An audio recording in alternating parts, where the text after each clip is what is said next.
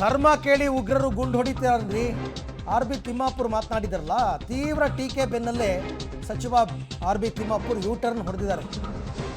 ಹಿಂದೂಗಳನ್ನು ನೋಡಿ ಗುಂಡಿಕ್ಕಿಲ್ಲ ಅಂತ ನಾನು ಹೇಳಿಲ್ಲ, ನಾನು ಅನುಮಾನ ವ್ಯಕ್ತಪಡಿಸಿದ್ದೆ ಅಷ್ಟೇ ಅಂತ ಈಗ ಅವರು ಯೂ ಟರ್ನ್ ಹೊಡೆದಿರೋದು.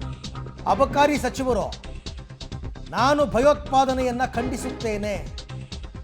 ಬಾಗಲಕೋಟೆಯಲ್ಲಿ ಸಚಿವ ಆರ್.ಬಿ. ತಿಮ್ಮಾಪುರ್ ಅವರ ಹೇಳಿಕೆ, ಅಬಕಾರಿ ಸಚಿವರ ಹೇಳಿಕೆ. ನಾನು ಕಡಾಖಂಡಿತವಾಗಿ ಹಂಗೆ ಮಾಡೇ ಇಲ್ಲ ಅಂತೇಳಿ ಹೇಳಿಲ್ಲ.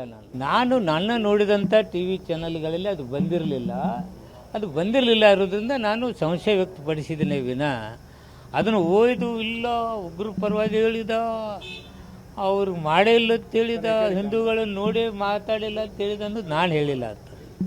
ನನ್ನ ಬೇಕಾದ್ರೆ ತೆಗೆದು ನೋಡಿ, ನನಗೆ ಏನೋ ನಾನು ನೋಡಿದಂಥ ಚಾನಲ್ಗಳಲ್ಲಿ ಬಂದಿಲ್ಲ. ಇದು ಹಿಂಗೆ ಆದದ್ದು ಡೌಟ್ ಏನೋ ಅಂತ ಅಷ್ಟೇ ಹೇಳಿದ್ದೀನಿ. ಅದನ್ನು ತಿರುಚಿ ಏನು ನಾನು ಭಯೋತ್ಪಾದಕರ ಪರವಾಗೇ ಮಾತಾಡಿ, ನಾನು ಫಸ್ಟ್ ಭಯೋತ್ಪಾದಕರು ಖಂಡನೆ ಮಾಡ್ತೇನೆ.